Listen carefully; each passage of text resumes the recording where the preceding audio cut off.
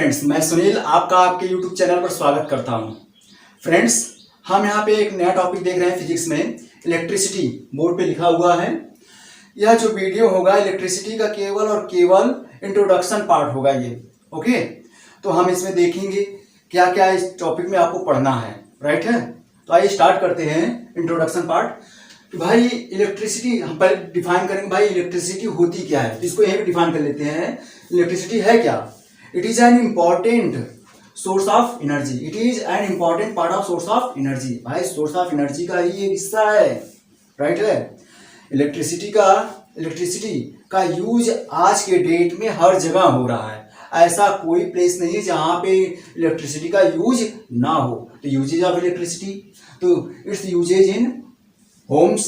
अरे आपके घरों में इलेक्ट्रिसिटी का फैन चल रहा है, वॉशिंग मशीन चल रही है, बल्ब जल रहे हैं, प्रेस चल रहा है, टेलीविजन चल रहे हैं, इलेक्ट्रिसिटी का ही यूज हो रहा है। राइट है, ट्रांसपोर्ट में भी इसका यूज होता है।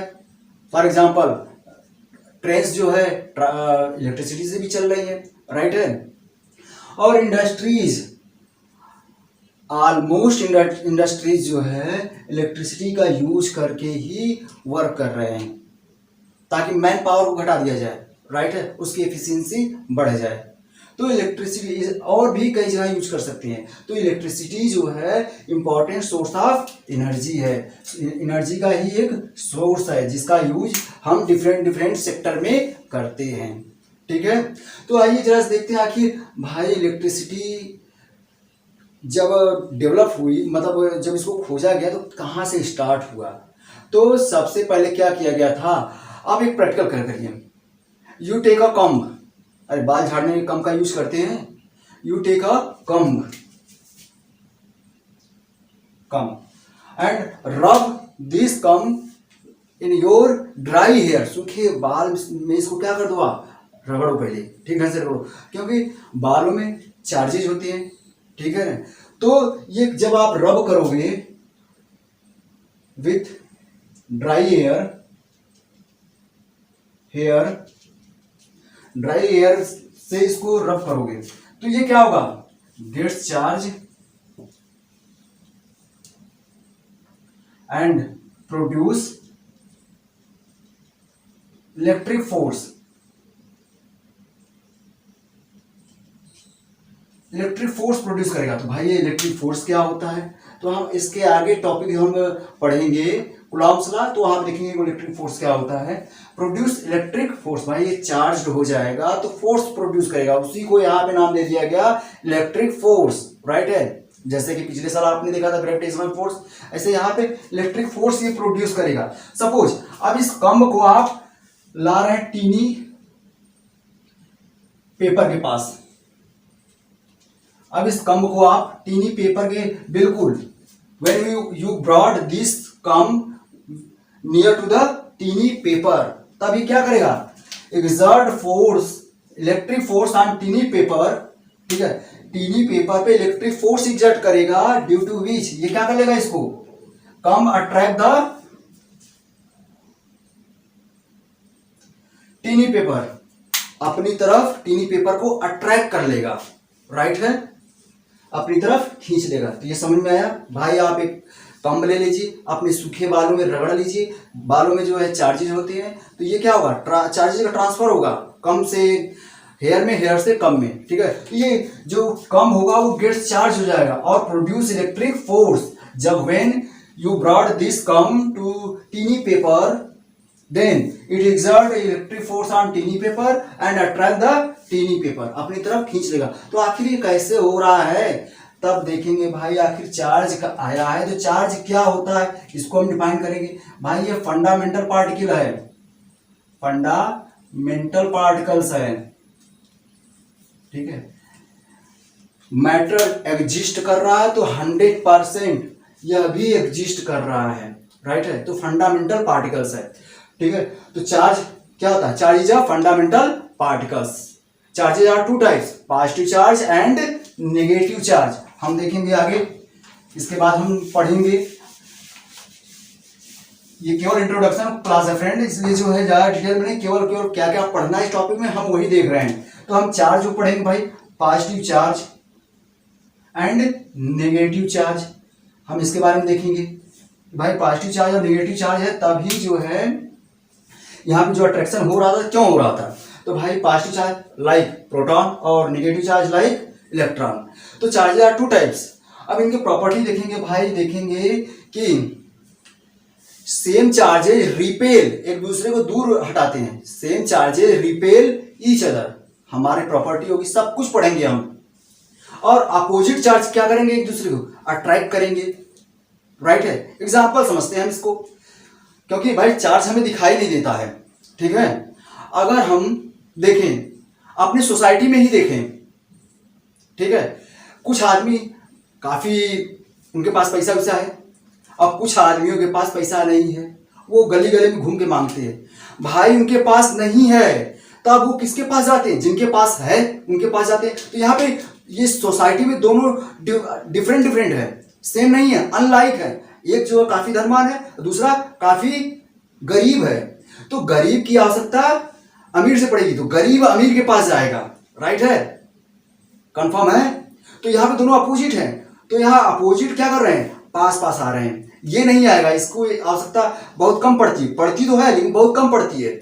लेकिन ये गरीब है तो ये जाएगा, तो पास पास आ रहे हैं। ये केवल और केवल समझाने के लिए आप लोगों को बता रहा हूं कि unlike charges attract each other, right है। और लाइक चार्जेस जरा देखिए भाई, लाइक चार्जेस रिपेल कैसे करते हैं? तो सोसाइटी का एग्जांपल लेते हैं। हालांकि एग्जांपल आपको एग्जाम में नहीं बताना है, ना किसी को डिस्कस करते हुए बताना है, केवल आपको समझाने के लिए बता रहा हूं, क्योंकि चार्ज हमें दिखाई नहीं देता है, राइट है।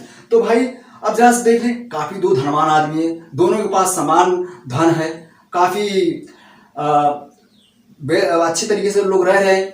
क्या एक व्यक्ति की आवश्यकता दूसरे से पड़ेगी? नहीं, बहुत कम पड़ेगी। अरे वो जाएगा ही नहीं, अपने को समझेगा नहीं, हम उसके पास जाएंगे तो हमारा मान सम्मान गिरेगा, राइट है ना। तो उसके पास नहीं जाएगा, दूसरे धनवान के पास, दूसरा धनवान पहले धनवान के पास नहीं जाएगा, एक दूसरे से दूर दूर रहेंगे और प्रयास करेंगे कैसे उसका नुकसान हो, राइट है। क्योंकि सभी लोग ऐसे नहीं हैं, इसे मत लीजिएगा, केवल ये पढ़ाने के लिए बता रहा हूं, समझाने के लिए बता रहा हूं, राइट है ना, ठीक है। चलिए, तो यहां पे देख रहे हैं क्या, सेम पर्सन एक दूसरे से दूर दूर रह करके ही हालचाल लेते हैं, नजदीक नहीं आने का प्रयास करते, नहीं तो हो सकता है कहेंगे भाई हमारा मान सम्मान चला जाएगा, ठीक है। लेकिन हमारे समाज में कुछ लोग और भी हैं जो कि निश्चित तौर पे आते जाते हैं। लोग अपने इसको अन्यथा मत लीजिएगा, केवल आपको समझाने के लिए ही यहाँ पे मैं इसको डिस्कस कर रहा हूँ, राइट है ना। तो यहाँ पे इसी तरीके से आप देखिए जरा सा, भाई सेम चार्ज है तो क्या करेंगे? एक दूसरे के नजदीक नहीं आएंगे, दूर दूर जाएंगे। ऐसा क्यों होता है इसको डिस्कस किया जाएगा। यहाँ तो हमने अपनी सोसाइटी में बता दिया ना, ठीक है ना। तो वहां पे ऐसा क्यों होता है तो वहां पे डिस्कस करूंगा। भाई देखिए, ये फोर्स इधर की तरफ लग रहा है, दोनों एक दूसरे के अपोजिट फोर्स लगा रहे हैं, इसलिए हट रहा है। रे डायग्राम से मैं इसको समझाऊंगा, राइट है। तो यहां पे इसकी प्रॉपर्टी पढ़ेंगे, उसके बाद हम पढ़ेंगे भाई कूलॉम्स लॉ क्या होता है। कूलॉम्स लॉ के बारे में पढ़ेंगे। जैसे आपने पढ़ा ग्रेविटेशनल फोर्स पढ़ा था 9th में, सेम वैसे ही यहां पे हम पढ़ेंगे कूलॉम्स लॉ। तो पहले ग्रेविटेशनल फोर्स देख लें। अच्छा, चार्ज के बारे में बताया, तो चार्ज को हम कैपिटल क्यू से डिनोट करेंगे और इसकी एसआई यूनिट क्या होगी? कूलॉम होगी, जिसे हम कैपिटल सी से डिनोट करेंगे, राइट है। चलिए, ये चार्ज है, चार्ज को सी से क्यू से डिनोट करेंगे और इसकी एसआई यूनिट को क्या होती है? कूलॉम होती है।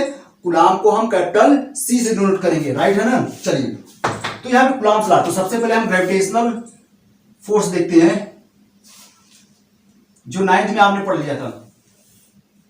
भाई क्या पढ़ा था? वहां पे दो पार्टिकल्स थे,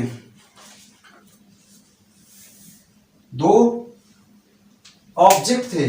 सपोज हमने ले लिया था भाई, इनका मास क्या लिया था? m1 m2, और कह दिया था भाई इनके बीच का डिस्टेंस r है। तो इन दोनों के बीच में एक फोर्स लग रहा था जिसे हमने कहा था ग्रेविटेशनल फोर्स। मैंने कहा, वहां पे बात हुई थी, इस यूनिवर्स में हर दो ऑब्जेक्ट के बीच में एक फोर्स लगता है जिसे हमने कहा था ग्रेविटेशनल फोर्स। वहां पे केवल और केवल एक ही फोर्स के बारे में बात किया था, ग्रेविटेशनल फोर्स। लेकिन यहां पे दो टाइप के फोर्स होंगे, अट्रैक्शन का फोर्स होगा और रिपल्सन का फोर्स होगा। तो अभी अपने माइंड में रखिए फ्रेंड कि आखिर यहां पे दो टाइप का फोर्स क्यों हो रहा है और यहां पे केवल एक ही टाइप का फोर्स क्यों आपने पढ़ा, राइट है। तो इसे आप माइंड में रखिए, मैं इसको डिस्कस जरूर करूंगा कि भाई यहाँ पे अट्रैक्शन का फोर्स, रिपल्सन का फोर्स दोनों क्यों लग रहा है, दोनों यहाँ पे दो टाइप के फोर्स क्यों है, यहाँ पे एक ही टाइप का फोर्स क्यों है, राइट है। तो यहाँ पे आपने पढ़ा था कि भाई gravitational force is directly proportional to product of their masses. भाई इस मास इस ऑब्जेक्ट का मास और इस ऑब्जेक्ट के मास के का प्रोडक्ट कर देते हैं तो जो वैल्यू आएगी उसके डायरेक्टली प्रोपोर्शनल होगा यह आपका ग्रेविटेशनल फोर्स। और दूसरा क्या था, ग्रेविटेशनल फोर्स इज इनवर्सली का मतलब क्या आपने देखा था 1 में, inversely proportional to the square of distance. R क्या है, इन दोनों मास के सेंटर के बीच का डिस्टेंस है, square of distance between two objects, right है। अब इन दोनों को हम कंबाइन कर लिया तो भाई ये न्यूमरेटर और डिनोमिनेटर में जब हमने इसको कंबाइन किया था तो मिला था क्या हमारा, क्या था m1 into m2 upon R square, ये पढ़ा था आपने। अब इसको इक्वल करने के लिए किसी कांस्टेंट से आपने मल्टीप्लाई किया था, तो भाई हमने मल्टीप्लाई किया था कैपिटल जी से, बाकी जो था वैसे ही लिख लिया था m1 m2 upon R square. आपने वहां पे देखा था ये क्या था, ग्रेविटेशनल कांस्टेंट था, यूनिवर्सल ग्रेविटेशनल कांस्टेंट, ठीक है ना। ये क्या था, यूनिवर्सल ग्रेविटेशनल कांस्टेंट, और इसकी वैल्यू हर जगह फिक्स होती है। कितना आपने पढ़ा था 6.67 इंटू 10 पावर माइनस 11, और इसका यूनिट क्या होता है newton metre square upon kilo KG square, ये आपने पढ़ा था। कैसे पढ़ा था भाई, ठीक है, इसको छोड़ दीजिए बाकी सब कुछ साइड ले, डिनोमिनेटर डिनोमिनेटर हो जाएगा तो न्यूटन इसकी यूनिट होगी, फोर्स यूनिट न्यूटन, ये डिस्टेंस है, डिस्टेंस की यूनिट मीटर स्क्वायर तो metre newton metre square, denominator में आएगा किलोग्राम, इसका लेंगे तो ये भी किलोग्राम तो केजी स्क्वायर, राइट है ना। चलिए ये हमने वहां पे पढ़ लिया था, -11 है। अब आइए सिमिलरली यहाँ पे हम क्या करेंगे, हम इसको फिर से डिटेल पढ़ेंगे, केवल और केवल ये इंट्रोडक्शन पार्ट हो रहा है। यहाँ पे भाई हम दो चार्ज ले लेंगे, सपोज एक चार्ज Q1 है, दूसरा चार्ज जो है Q2 है, पॉजिटिव चार्ज ले रहे हैं क्योंकि प्रैक्टिकल जो किया गया था पॉजिटिव चार्ज को लेके किया गया था, और इनके बीच का डिस्टेंस, इन दोनों के बीच का डिस्टेंस हमने R ले लिया, राइट है। तो कूलॉम्स लॉ इलेक्ट्रिक फोर्स के बारे में बताता है, किसके फोर्स के बारे में, इलेक्ट्रिक फोर्स, ठीक है ना। तो कहता है, जिसको हम यहाँ पे F से डिनोट करेंगे, ठीक है, कहता है कूलॉम्स लॉ कि electric force is directly proportional to the product of their charges, right है। जैसे यहां पे देखा था gravitational force is directly proportional to the product of their masses, ऐसे यहां पे इलेक्ट्रिक फोर्स, यहां पे लिखा है electric force is directly proportional to the product क्या है, product of their charges. Okay friend, आइए अब सेम वैसे ये वाला वैसे ही होगा, एंड इनवर्सली प्रोपोर्शनल, इनवर्सली तो मतलब होगा 1 inversely proportional to the square करेंगे, square of distance between them, उनके बीच के डिस्टेंस के इनवर्स होगा, राइट है।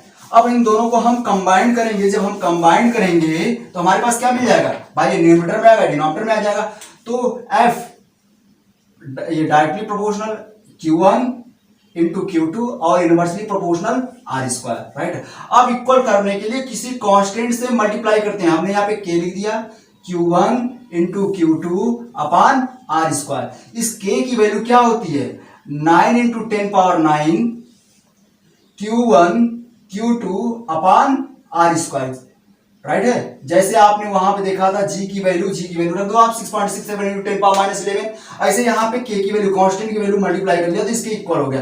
तो यही क्या है भाई, यही है आपका इलेक्ट्रिक फोर्स, राइट है। तो हम वहां पे डिफाइन करेंगे और डिफाइन करेंगे 1 कूलम्ब क्या होता है, राइट ना, इसका डेफिनेशन वहां पे देखेंगे। और देखते हैं जरा सा, आपने यहाँ पे यह बता दिया, जरा सा हम इसको एटम को लेते हैं, एक एटम से हम समझते हैं इसको।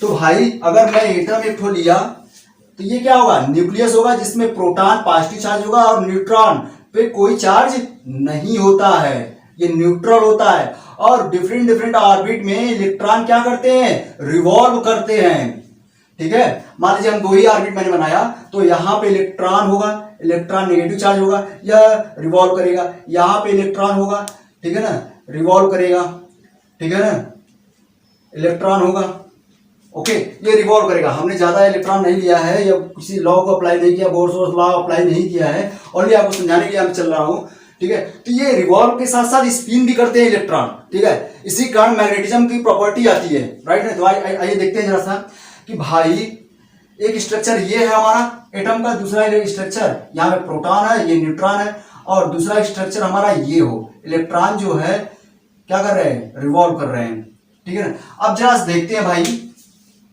यहां पे इन दोनों के बीच का डिस्टेंस देखें, पॉजिटिव चार्ज एक्सटर्नल ऑर्बिट को हम देखेंगे, यहां पे देख रहे हैं, केवल यहां पे देख रहे हैं, यहां पे एक्सटर्नल ऑर्बिट और न्यूक्लियस के बीच का डिस्टेंस देखें। तो अभी आपने देखा था कि electric force is inversely proportional to the square of distance between them, मतलब चार्जेस के बीच के डिस्टेंस के स्क्वायर का इनवर्सली प्रोपोर्शनल होता है, ये तो पता है आपको। तो भाई जरा सा हम, क्योंकि हमें बात करना क्या इसके बाद आपका नया टॉपिक होगा क्या कि भाई आप किसे कहोगे कंडक्टर है, किसे कहोगे सेमी कंडक्टर है, किसे कहोगे इंसुलेटर है, किसे कहोगे सुपर कंडक्टर है, आखिर उसका डिफिनेशन कहां से आएगा? अरे यहीं से आएगा भाई साहब, ठीक है, यहीं से आएगा। तो हम देखते हैं जरा सा कि यहां पे कौन सा इलेक्ट्रॉन आसानी से रिमूव हो सकता है, मूव कर सकता है, ठीक है, और कौन सा इलेक्ट्रॉन एक्सटर्नल ऑर्बिट से काफी ज्यादा फोर्स लगाने पे भी वहां से मूव नहीं करेगा, ठीक है ना, अपनी ऑर्बिट को छोड़ करके मूव नहीं करेगा। तो जरा सकते हैं, तो भाई यहां पे ये डिस्टेंस बड़ा है, जैसे अब हम कुछ समझते हैं, इसको समझने से पहले समझिए जरा सा, 4 नंबर का स्क्वायर करेंगे कितना होगा, 16 होगा, 5 का स्क्वायर करेंगे कितना होगा, 25 होगा, यानी जितने नंबर बढ़ते जाएंगे उसका स्क्वायर करेंगे, उसका स्क्वायर करते हैं तो वो नंबर और बढ़ती जाएगी, राइट है। तो हमने अब जरा सा 1/16 से डिवाइड करें और 1/25 से डिवाइड करें, तो इन दोनों में कौन ग्रेटर होगा भाई? अरे जिसका डिनोमिनेटर कम है वो ग्रेटर होगा, और डिनोमिनेटर इसका ज्यादा है तो ये लेस, क्योंकि बड़ी नंबर से न्यूमरेटर दोनों में सेम है। तो यहां पे क्या देख रहे हो आप, ठीक है ना, इसे समझिएगा, अभी समझाऊंगा। तो यहां पे देख रहे हो क्या, डिस्टेंस अगर बढ़ती जा रही है, डिस्टेंस बढ़ती जा रही है, क्योंकि इससे कंपेयर कर रहे हैं, इस स्ट्रक्चर से, एटम के इस स्ट्रक्चर से हम कंपेयर कर रहे हैं, तो यहाँ पे डिस्टेंस कम है, दोनों मतलब न्यूक्लियस और एक्सटर्नल ऑर्बिट से डिस्टेंस कम है। यहाँ पे न्यूक्लियस और एक्सटर्नल ऑर्बिट में जो इलेक्ट्रॉन है उसके बीच का डिस्टेंस ज्यादा है। जब ये डिस्टेंस ज्यादा है तो उसका स्क्वायर करेंगे तो और ज्यादा होगा, और डिवाइड करेंगे, बाकी न्यूमरेटर तो सेम है, क्योंकि Q1 की वैल्यू Q2 की वैल्यू सेम रहेगा, ये कांस्टेंट है, केवल डिस्टेंस पे डिपेंड कर रहा है। जब डिस्टेंस बढ़ गया तो इनमें इनवर्स का रिलेशन है।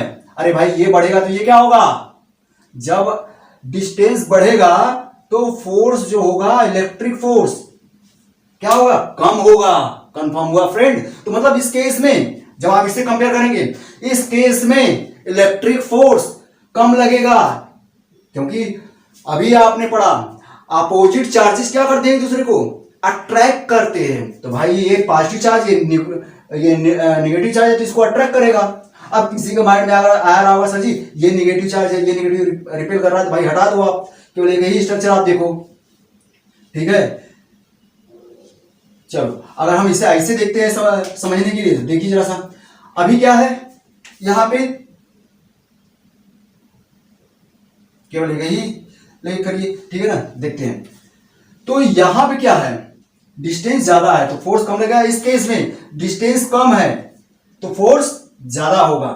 तो भाई ये बताइए, अब इस इलेक्ट्रॉन को फ्री करने के लिए ज्यादा फोर्स देना पड़ेगा, क्योंकि फोर्स ज्यादा, काफी टाइटली हेल्ड किया हुआ है, काफी टाइटली पकड़ है इसकी, ठीक है, काफी मजबूती से एक दूसरे से क्या हुए हैं, बंधे हुए हैं। यहां पे इस केस में देखिए भाई डिस्टेंस ज्यादा है तो फोर्स कम लग रहा है, लेकिन फोर्स लग रहा है, इसी फोर्स के कारण क्या करते हैं इलेक्ट्रॉन, अरे ये रिवॉल्व करते हैं, मूव करते हैं इसके चारों तरफ, ठीक है ना।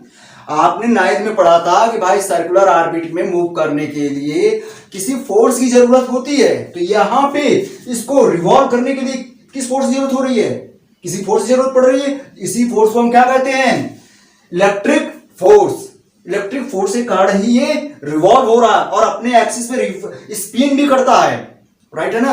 तो यहां पे देख रहे हैं भाई, ये यहां पे फोर्स कम लग रहा है, इलेक्ट्रिक फोर्स यहां पे कम लग रहा है, यहां पे इलेक्ट्रिक फोर्स ज्यादा लग रहा है। मतलब ये जो है क्या है, लूजली हेल्ड है bye nucleus. External electron is loosely held by the nucleus. यहां पे फोर्स ज्यादा है, यानी जो इलेक्ट्रॉन है tightly held by nucleus, tightly held by nucleus, tightly held by nucleus, काफी मजबूती से न्यूक्लियस से पकड़ में है। तो ये बताओ भाई, किसको आसानी से आप मूव करा सकते हो? अगर एक्सटर्नल एनर्जी आप देते हो तो थोड़े ही एनर्जी में ये क्या करेगा, मूव करने लगेगा। अगर आप जो है एक्सटर्नल एनर्जी आपने इसको दिया, एक्सटर्नल आपने एनर्जी दिया तो ये मूव करने लगेगा, इसे कहेंगे हम फ्री इलेक्ट्रॉन, राइट है, इसे हम कहेंगे फ्री इलेक्ट्रॉन। लेकिन यहां इस केस में क्या है भाई, टाइटली हेल्ड है, आप कितना हो एनर्जी दीजिए इसको बाहर से, ये मूव नहीं करेगा, ठीक है ना, काफी मजबूती से पकड़ है, ठीक है ना, तो ये मूव नहीं करेगा, ठीक है ना। तो यहाँ पे कोई फ्री इलेक्ट्रॉन नहीं है। तो ये इलेक्ट्रॉन जो है एक एटम से दूसरे एटम में मूव करता है। Free electron move from one atom to another atom, ठीक है ना, एक एटम से दूसरे एटम में मूव करता है, ठीक है ना। तो जो तब हम कहेंगे rate of flow of charge, भाई चार्ज है ये है, तो rate of flow of charge को हम कहेंगे इलेक्ट्रिक करंट। तो भाई हमने करंट पढ़ लिया, करंट के बारे में पढ़ेंगे। करंट को हम कैपिटल आई से डिनोट करेंगे, इसकी एसआई यूनिट हम देखेंगे एम्पियर होती है। इसको हम पढ़ेंगे, फिर से पढ़ेंगे, केवल ये इंट्रोडक्शन सबका हो रहा है, क्या क्या आपको पढ़ना है।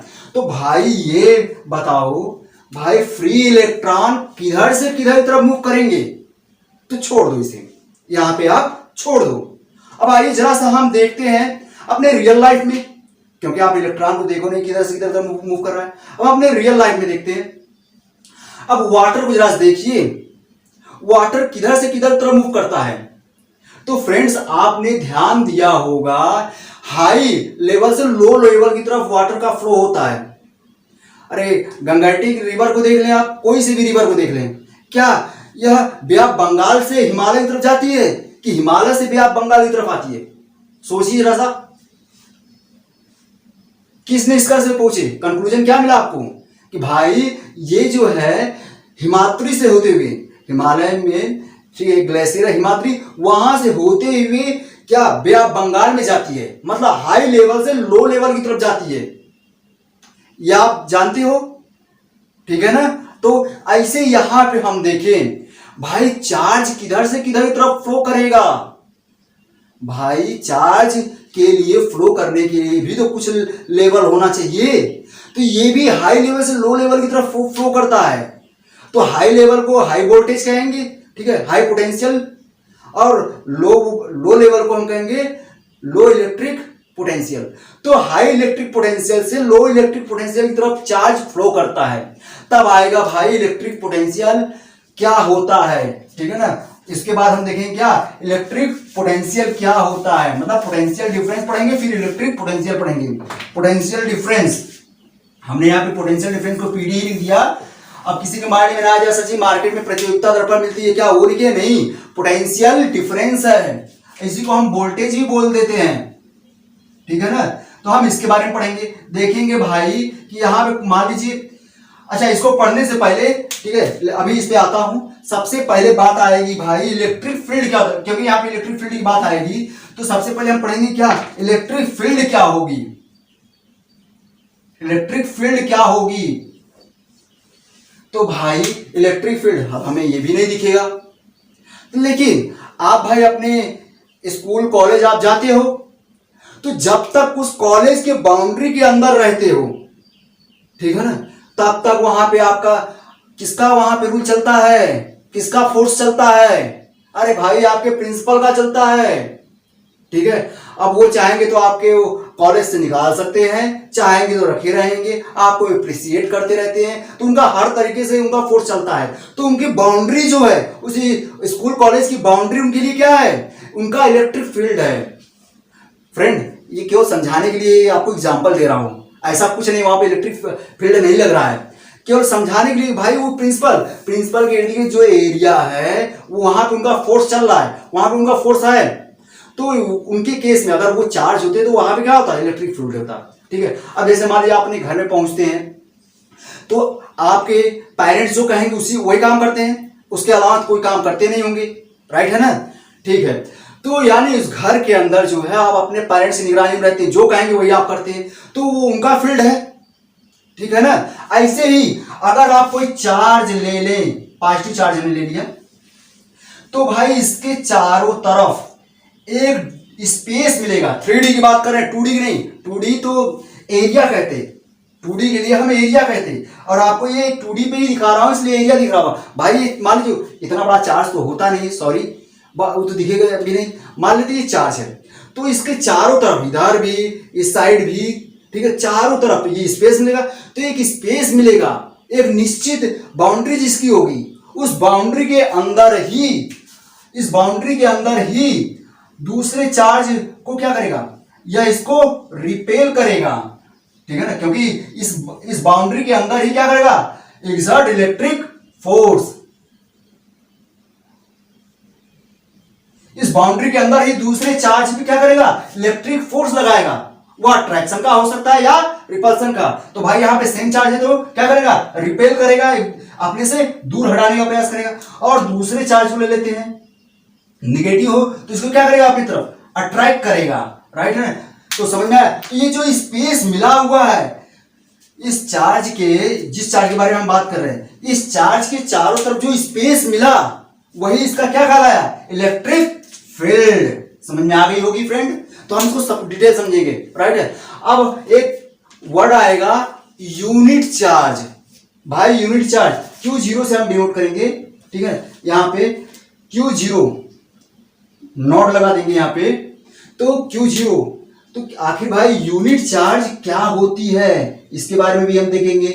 यूनिट चार्ज कि भैया हम किसे यूनिट चार्ज बोलेंगे, तो ऐसा चार्ज जिसका इलेक्ट्रिक फील्ड दूसरे चार्ज के इलेक्ट्रिक फील्ड को प्रभावित ना करे, ऐसे चार्ज को हम कहते हैं यूनिट चार्ज। ना तो ये चार्ज इसके इलेक्ट्रिक फील्ड को घटाए बढ़ाए, ठीक है, तब हम इसे कहेंगे क्या, यूनिट चार्ज। समझ में आ गया होगा। चलिए हम इसके बारे में आगे भी डिस्कस करेंगे। अभी देखते हैं पोटेंशियल डिफरेंस क्या होता है। पोटेंशियल डिफरेंस के बारे में हम देखेंगे भाई, ठीक है, पोटेंशियल डिफरेंस के बारे में देखेंगे, जिसको हम कैपिटल V से डिनोट करेंगे। तो मान लीजिए यहां पे कोई पॉजिटिव चार्ज है।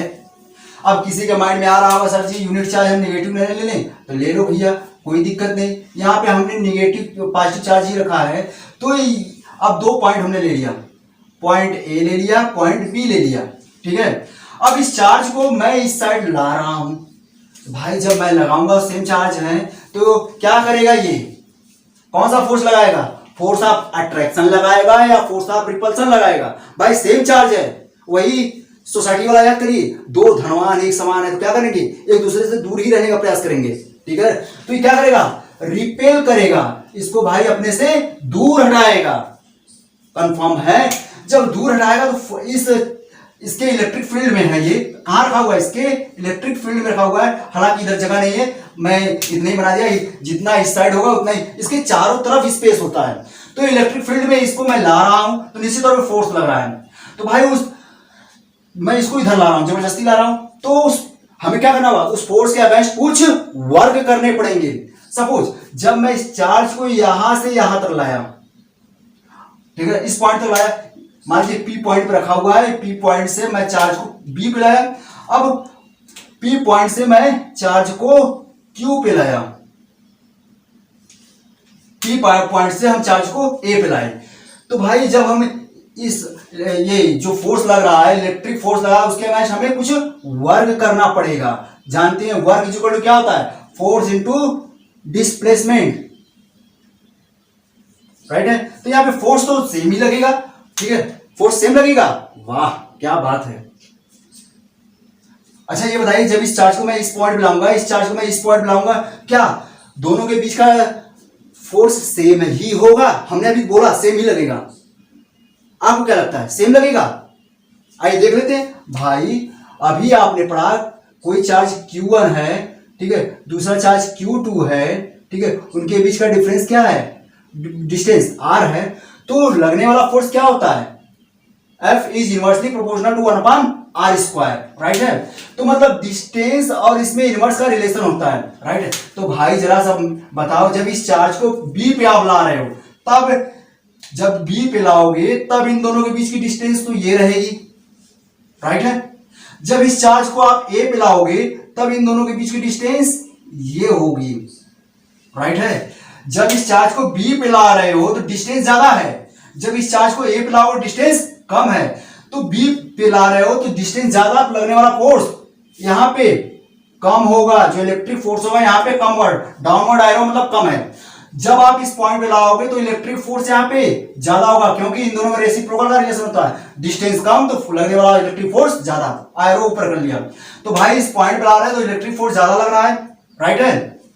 इस चार्ज को यहां पे ला रहे हैं तो इलेक्ट्रिक फोर्स कम लग रहा है, ओके, ये तो क्लियर हो गया। भाई जब इस चार्ज को यहां पे रखोगे तो ये क्या है, आपका डिस्प्लेसमेंट है, डिस्प्लेसमेंट। और यहां पे जब इस चार्ज को इस पॉइंट से यहां पे ला रहे हो तो यहां पे डिस्प्लेसमेंट ये है। तो भाई जब P से A पे ला रहे हो तब डिस्प्लेसमेंट ज्यादा है, इसके कंपैरिजन में यहां पे डिस्प्लेसमेंट कम है। तो यहां पे देखो जैसा, अब आप देख रहे हो भाई यहां पे क्या देख रहे हो भाई, work done is equal to force into displacement. तो भाई देख रहे हो ए पॉइंट पे फोर्स क्या है, सॉरी हाँ, ए पॉइंट पे फोर्स क्या है, अच्छा हमने ए पॉइंट पे ये लिया ना, इस पॉइंट पे देख रहे हो क्या, ए पॉइंट पे, तो हमने WA लिख लिया, ठीक है ना।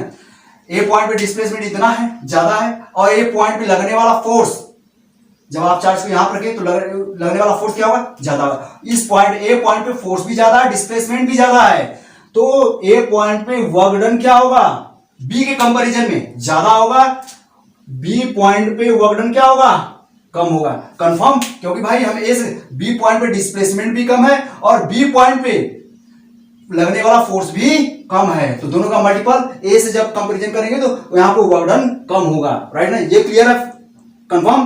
तो आइए हम पढ़ते हैं पोटेंशियल डिफरेंस क्या होता है।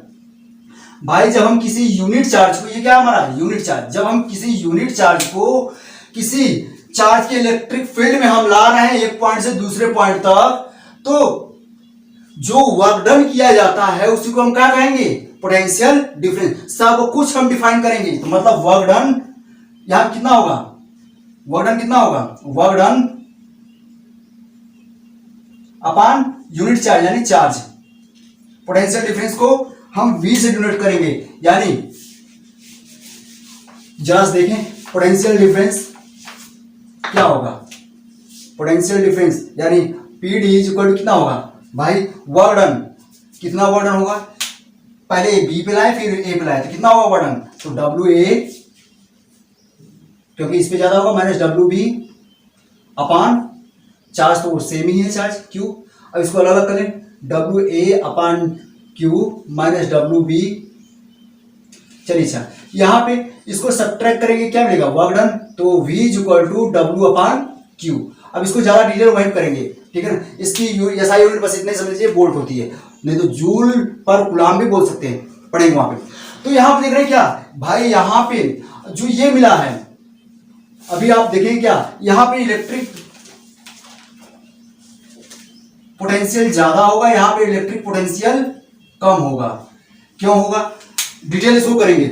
तो भाई जब हम इस चार्ज को यहां पे छोड़ेंगे, हम यहां पे आपको ये बता रहे हैं कैसे चार्ज मूव करता है, ठीक है ना। जब हम चार्ज को यहां पे छोड़ दें तो आप देखो क्या भाई, रिपेयर कर रहा है, तो ये हाई पोटेंशियल से लो, क्योंकि यहाँ पे पोटेंशियल क्या है, हाई है, यहाँ पोटेंशियल कम है, तो हाई पोटेंशियल से लो पोटेंशियल की तरफ ये मूव कर रहा है। तो समझ में आया, चार्ज किधर से किधर की तरफ मूव करता है, हाई पोटेंशियल से लो पोटेंशियल। जैसे वाटर जो हाई लेवल से लो लेवल, ऐसे चार्ज भी हाई पोटेंशियल से लो पोटेंशियल की तरफ क्या कर रहा है, फ्लो कर रहा है। तो rate of flow of charge ही क्या कहलाएगा, rate of flow of charge ही क्या कहलाएगा, इलेक्ट्रिक करेंट।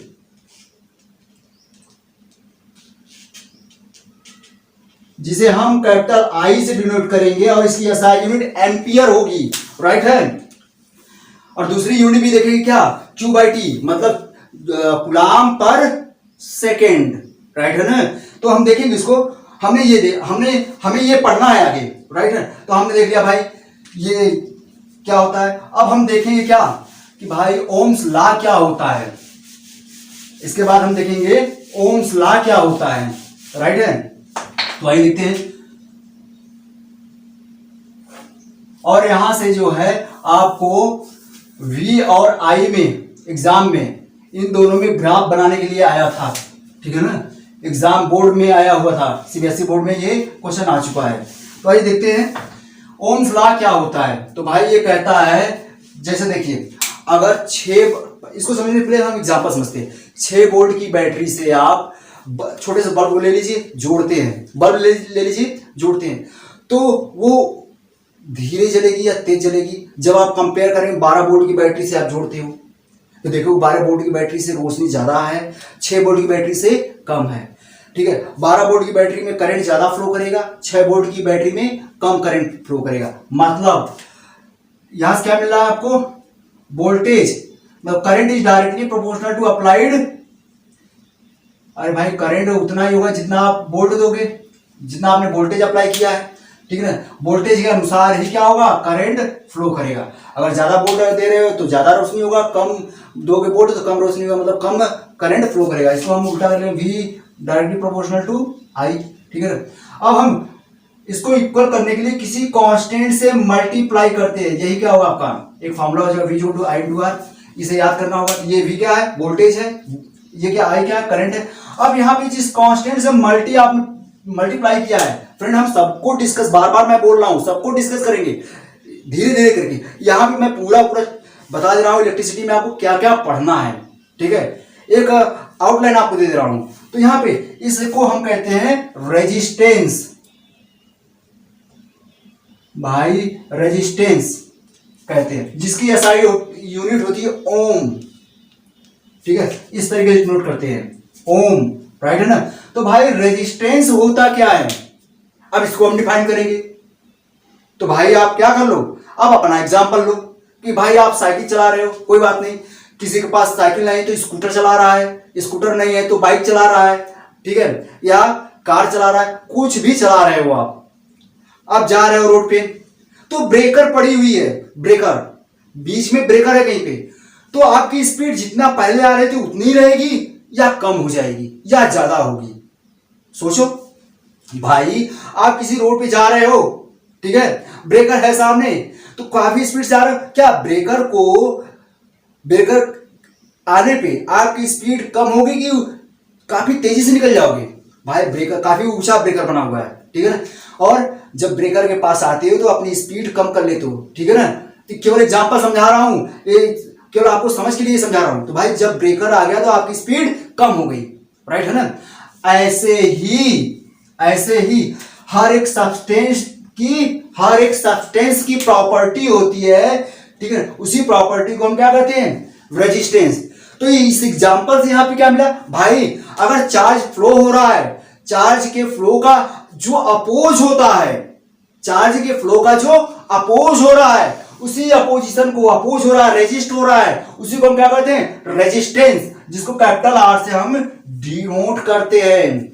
यह हर एक कंडक्टर की अलग अलग प्रॉपर्टी होती है, राइट है, ठीक है ना। Property of conductor due to which is opposes flow of charge, R flow of charge यू क्या कहते हैं, इलेक्ट्रिक करंट।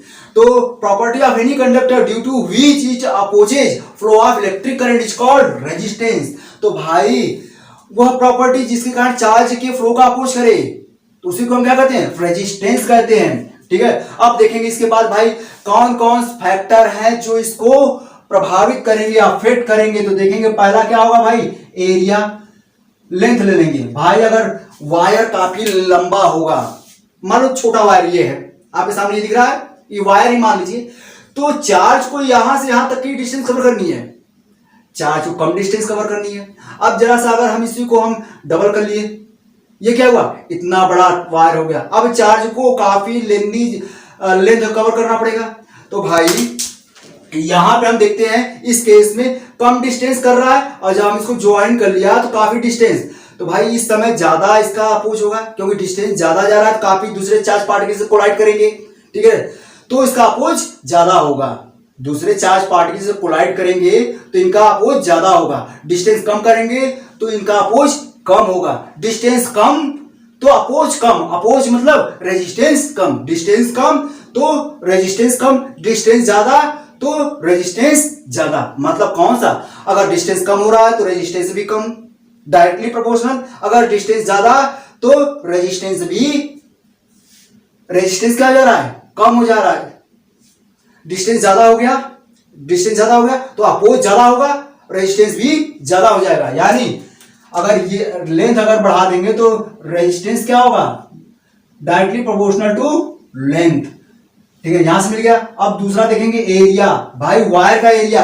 अब सपोज ये एक पतला वायर है, आप लोगों को मोटा दिख रहा होगा, पतला ही मान लीजिए, ठीक है। अब चार्ज को मूव करने के लिए इसे जो ये फेस है इसको हम कहते हैं area of cross section, right है। अब चार्ज को मूव करने के लिए इतना ही एरिया ऑफ क्रॉस सेक्शन मिला है। अगर हम इसको डबल कर ले, ठीक है ना, अगर जितनी इसकी मोटाई है इसकी मोटाई डबल कर ले तो अब ज्यादा स्पेस मिल गया चार्ज को मूव करने के लिए। कंफर्म है। अरे भाई जैसे मान लीजिए आप अपने घर के दरवाजे को ही देखिए, जितना दरवाजा है उस दरवाजे में आप 4 लोग एक साथ निकल रहे हैं, उस समय आपके बीच में कोलिजन ज्यादा होगा, टकराएंगे ज्यादा। अगर उस दरवाजे को हम डबल कर लें, 4 ही लोग अब निकले आराम से निकल जाएंगे, उस समय अपोजिशन एक दूसरे से कम होगा। मतलब क्या मिला भाई, एक दरवाजे से आप 4 लोग निकल रहे हो, उस समय अपोज एक दूसरे से ज्यादा हो रहा है, ठीक है। तो उस समय अपोज ही क्या कहलाता है, रेजिस्टेंस। यानी रेजिस्टेंस क्या होगा, ज्यादा होगा। मतलब अगर एरिया कम है दरवाजे का तो अपोज ज्यादा हो रहा है, रेजिस्टेंस ज्यादा। एरिया कम, अभी क्या है देखिए, एरिया कम है तो रेजिस्टेंस ज्यादा हो रहा है। अगर इसी दरवाजे को डबल हम कर लें तो एरिया ज्यादा हो गया, भाई 4 लोग आसानी से निकल जाएंगे, एक दूसरे का अपोज नहीं होगा। अपोज ही क्या कहलाता है, रेजिस्टेंस कम होगा। यानी अगर एरिया आप ज्यादा कर ले रहे हो तो रेजिस्टेंस कम होगा। तो कौन सा रिलेशन मिल रहा भाई, ये ज्यादा हो रहा था ये कम हो रहा तो ये कम हो रहा था, ये ज्यादा हो रहा था ये कम, तो इनवर्स का रिलेशन है। यानी एरिया, ठीक है ना, resistance is inversely proportional to area, area का इनवर्सली प्रोपोर्शनल होगा। अब उसके बाद देखेंगे डायमीटर पे क्या डिपेंड करेगा, तो ये टॉपिक आएगा तब देखेंगे भाई। अब हम देखेंगे मटेरियल मीडियम, कि भाई मटेरियल, अगला प्रॉपर्टी होगा इसकी, फैक्टर होगा मटेरियल मीडियम। भाई देखेंगे मटेरियल मीडियम, और लास्ट होगा टेम्परेचर, ठीक है। तो मटेरियल मीडियम अलग अलग एलॉय, सपोज हम अगर प्योर मटेरियल ले ले, एलॉय ले ले, उन दोनों की रेजिस्टेंस अलग अलग होगा, ठीक है ना। तो यहां से क्वेश्चन निकलेगा भाई ये बताओ जो हीटिंग एलिमेंट होते हैं वह एलॉय के ही क्यों बनाए जाते हैं। तो सुन लीजिए, क्योंकि भाई उसका रेजिस्टेंस ज्यादा होता है, ठीक है। क्यों होता है वहां पर डिस्कस करेंगे। अब हम टेम्परेचर देखें भाई। अब ऐसे भी पता है, आप एक जानते होंगे भाई, अगर ट्रेन के ट्रैक को हम देखें, 2 पटरियों के बीच में गैप ही, 2 पटरियां आमने सामने नहीं, पैरेलल जो चलती है उसकी बात नहीं, जो एक ही पटरी गई है जहां पे ज्वाइंट होता है, ज्वाइंट के बीच में थोड़ा सा गैपिंग रखते हैं। अब गांव में आपने देखा होगा भाई, कोई वायर जा रहा है, क्योंकि अब तो 2 पोल के बीच में वायर कनेक्ट है, ठीक है, तो वायर को कुछ हम ढीला छोड़ते हैं, टाइट नहीं रखते हैं। आखिर ये सब क्यों होता है, तो भाई ऐसा होता है कि गर्मियों में क्या होता है, टेम्परेचर ज्यादा होता है, ठीक है। टेम्परेचर ज्यादा होगा तो पार्टिकल्स, जो वायर के पार्टिकल्स होंगे एक दूसरे से दूर जाएंगे, यानी वायर ढीला हो जाएगा। और ठंडी में टेम्परेचर कम होता है, पार्टिकल्स पास आएंगे, सिकुड़ जाता है, और क्या होते हैं, वायर जो है एकदम टाइट हो जाता है। वही रीजन जो है आप रेल के पटरियों के बीच में दे सकते हैं, राइट है ना। तो यहाँ पे जब टेम्परेचर आप बढ़ाएंगे प्योर मटेरियल का तो उसका लेंथ क्या हो जाएगा, जब टेम्परेचर आप इंक्रीज करेंगे तो लेंथ क्या होगा भाई, लेंथ भी इंक्रीज कर जाएगा। अब भाई लेंथ इंक्रीज कर गया तो बाकी यहां पे हो जाएगा, ठीक है, फर्स्ट वाले में हमने बता दिया है, ठीक है। अब इसके बाद हम पढ़ेंगे भाई, जब हमने रेजिस्टेंस पढ़ लिया तो देखा कि यहाँ पे रेजिस्टेंस फिक्स नहीं होता है, राइट है। हर एक सब्सटेंस की रेजिस्टेंस के बारे में हम कुछ नहीं कर सकते, लेकिन रेजिस्टिविटी देखेंगे,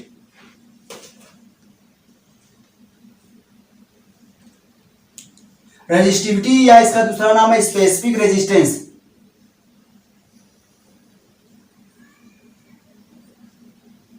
भाई स्पेसिफिक रेजिस्टिविटी के जिससे हम ओम मो से डिनोट करेंगे, रो से, रो RHO, रो से डिनोट करेंगे इसको। ठीक है, रेजिस्टिविटी हर एक सब्सटेंस की, जैसे मान लीजिए कॉपर, कॉपर की रेजिस्टिविटी हमेशा फिक्स होगी। ठीक है, अच्छा रेजिस्टेंस कैसे वेरी करता है आपने देखा, लेकिन रेजिस्टिविटी फिक्स होती है। आप आयरन ले लीजिए, उसकी रेजिस्टिविटी फिक्स होगी, कभी चेंज नहीं होगी। तो क्यों होती है सब डिटेल करेंगे। तो रेजिस्टिविटी को हम डिफाइन करेंगे। ठीक है, तो ये हमारा एक डिफिनेशन ये होगा। अब हमने रेजिस्टेंस ये डिफाइन हम करेंगे आगे। क्या होगा भाई, हम कोई रॉड ले लेंगे जिसकी लेंथ 1 मीटर होगी, एरिया ऑफ क्रॉस सेक्शन कितना होगा 1 मीटर ही होगा। ठीक है ना, मतलब हमने लेंथ को फिक्स कर लिया है और रेडियस को फिक्स कर लिया, तो उसका एरिया फिक्स हो गया। राइट है ना। हम इस दो चीजों को फिक्स करेंगे तो देखेंगे क्या, जो उसका रेजिस्टेंस होगा उसी को हम क्या नया नाम दे देंगे, रेजिस्टिविटी। बाकी बात जब हम पढ़ेंगे टॉपिक तब बात करेंगे। अब हम देखते हैं रेजिस्टेंस हमने पढ़ा, तो भाई हम रेजिस्टेंस को हम कैसे कंबाइन कर सकते हैं। हमने रेजिस्टेंस पढ़ा, तो combination of resistances, combination of resistances, तो यहां पे दो टाइप से हम इसको कंबाइन कर सकते हैं। पहला होगा सीरीज कॉम्बिनेशन, दूसरा होगा पैरेलल कॉम्बिनेशन। तो भाई सीरीज कॉम्बिनेशन क्या होता है, जैसे मान लीजिए 4 लोग बैठे हैं ऐसे एक रो में, देखो भाई ये रो होता है, ठीक है, और ये इधर ऊपर से 4 है, क्या होगा कॉलम होता है। तो हम रो के बारे में बात कर रहे हैं। मान लीजिए 4 पर्सन हैं, एक पर्सन यहां बैठा हुआ, एक पर्सन यहां बैठा हुआ, एक पर्सन यहां बैठा हुआ, एक पर्सन यहां बैठा हुआ, 4 पर्सन है। ये इसका हाथ है, ये इसका हाथ है, ये इसका हाथ है, ये इसका हाथ है, ये इसका हाथ है, ये इसका हाथ है, ये इसका हाथ है, ये इसका हाथ है। राइट है। तो भाई एक हाथ इसका इसके एक हाथ से बांध दीजिए, इसके एक हाथ को इसके एक हाथ से बांध दीजिए, इसके एक हाथ को इसके हाथ से बांध दें। तो जो जिस तरीके से कॉम्बिनेशन मिल रहा है इसी को हम क्या कहेंगे, सीरीज कॉम्बिनेशन। राइट, नहीं समझ में आया। हम यहां पे हम रेजिस्टेंस को इस तरीके से डिनोट करेंगे। सपोज कोई एक रेजिस्टेंस है R1, दूसरा हमने रेजिस्टेंस ले लिया R2, तीसरा हमने रेजिस्टेंस ले लिया R3, मान 3 लिया। अब हम क्या करें, इसके सेकेंड एंड को इसके फर्स्ट एंड से आप कनेक्ट कर लीजिए, इसके सेकेंड एंड को इसके फर्स्ट एंड से कनेक्ट कर लीजिए। तो इसका फर्स्ट एंड फ्री हो, इसका जो सेकेंड वाला R3 का सेकेंड एंड फ्री हो। तो ऐसे कॉम्बिनेशन को ही हम कहते हैं सीरीज कॉम्बिनेशन। तो यानी इसका डेफिनेशन कैसा होगा, end to end connection, end to end combination of charges is called series combination. तो हम पढ़ेंगे इसके बारे में। अब भाई पैरेलल कॉम्बिनेशन, तो आइए एग्जांपल समझते हैं। मान लो एक पर्सन यहां बैठा हुआ है, दूसरा पर्सन ये बैठा हुआ है, तीसरा पर्सन ये बैठा हुआ है। तो भाई इनके जो लेफ्ट साइड के हैंड्स दिख रहे हैं, आप जो है रस्सी से एक पॉइंट पे बांध दिया, राइट साइड के जो हैंड दिख रहे हैं इनको एक पॉइंट पे बांध दिया। तो इस टाइप का जो कॉम्बिनेशन होगा उसे हम कहेंगे पैरेलल कॉम्बिनेशन। पैरेलल कॉम्बिनेशन मतलब नहीं समझ में आया। तो आइए रेजिस्टेंस के केस में देख लें। भाई 3 रेजिस्टेंस यहाँ पे भी हमने लिया, ठीक है, यहाँ पे हमने 3 रेजिस्टेंस ले लिया। ये R1 है, ये R2 हमने ले लिया, और यहाँ पे हमने R3 3 रेजिस्टेंस को ही ले लिया। अब इसके फर्स्ट एंड को एक पॉइंट से, जिसे हमने ए नाम दे दिया, से कनेक्ट कर लीजिए। राइट है, एक पॉइंट ए से कनेक्ट कर लिया, और सेकेंड एंड को किसी दूसरे पॉइंट से आप कनेक्ट कर लीजिए। तो दोनों में डिफरेंस है ना। तो इस टाइप के कॉम्बिनेशन को हम कहेंगे पैरेलल कॉम्बिनेशन। इस टाइप के कॉम्बिनेशन को हम पैरेलल कॉम्बिनेशन कहेंगे। तो यहां पे हम फार्मूला इसके लिए डिराइव करेंगे भाई, इसका रिजल्टेंट रेजिस्टेंस। भाई इन तीनों को अलग अलग ना करके हम एक ऐसा रेजिस्टेंस लगाएं, मतलब 3 रेजिस्टेंस आप ना लगाएं, बल्कि आप एक ऐसा रेजिस्टेंस लें जो कि इन तीनों रेजिस्टेंस के इक्विवेलेंट हो। तो वह कैसे निकालेंगे, उसका फॉर्मूला हम डिराइव करेंगे। इसको क्या होगा उसका formula, R1 plus R2 plus R3। ये क्या होगा, रिजल्ट, ये जो R होगा रिजल्टेंट रेजिस्टेंस होगा इन तीनों का, ठीक है ना। तो हम इसको डिराइव करेंगे, तो ये हमारा डेरिवेशन होगा। राइट है। अब इस केस में क्या होगा, भाई इस केस में भी तो रिजल्टेंट रेजिस्टेंस होगा। मान लेते हैं कि इन तीनों की जगह पे हम एक ही रेजिस्टेंस लगाएं जो कि तीनों के इक्विवेलेंट हो, तो वो कैसे लगाएंगे, तो 1/R रिजल्टेंट रेजिस्टेंस है R equal to 1/R1 plus 1/R2 plus 1/R3। तो हम इसको भी डिराइव करेंगे, सबका डेरिवेशन देखेंगे, राइट है, क्लियर है फ्रेंड। तो ये हम पढ़ेंगे। उसके बाद हम क्या पढ़ेंगे, हम पढ़ेंगे भाई कि जो आप नाइन्थ में आपने पढ़ा था पावर, इलेक्ट्रिक पावर पढ़ा था, वहां पावर पढ़ा था, यहाँ पे हम पढ़ेंगे इलेक्ट्रिक पावर। सेम वही चीज यहाँ पे भी पढ़ेंगे, इलेक्ट्रिक पावर क्या होती है, जिसको हम किससे डिनोट करेंगे, P से डिनोट करेंगे, जो होगा work done per unit time, या the rate at which work is done or energy is consumed is called electric power. What इसकी यूनिट होगी हम देखेंगे, इसे आपने पढ़ लिया 9th में, इसलिए हम बता दिया, ठीक है ना। अब इसके बाद हम दो फॉर्मूला डिराइव करेंगे, P equal to V into आई।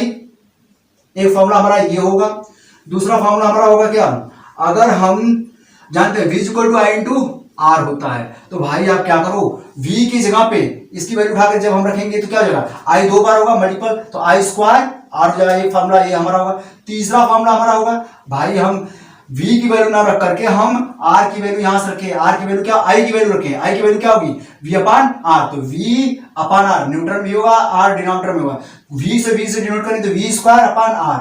तो ये तीनों फार्मूले हम डिराइव करेंगे, विद डेरिवेशन देखेंगे, राइट है। तो आखिर ये कहां से आया, पहले इसको डिराइव करेंगे, भाई ये कहां से आया, फिर उसके बाद इसको डिराइव करेंगे, उसके बाद इसको डिराइव करेंगे, राइट है। उसके बाद हम देखेंगे कि भाई आखिर इतना हो गया। उसके बाद हम देखेंगे कि इफेक्ट ऑफ इलेक्ट्रिक करंट के कितने इफेक्ट होते हैं, इफेक्ट ऑफ इलेक्ट्रिक करंट। तो भाई हम देखेंगे there are 3 effect of electric current. पहला क्या होगा, हीटिंग इफेक्ट ऑफ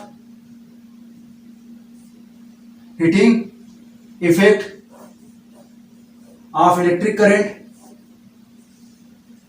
पहला होगा heating effect of electric current, दूसरा होगा magnetic effect of electric current,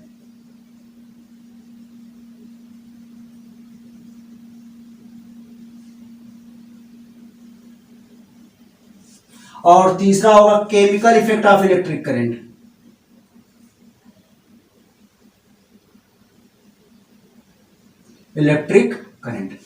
तो फ्रेंड्स ये आपने थोड़ा बहुत क्लास 8 में भी देखा है और हायर क्लास में इसको देखेंगे।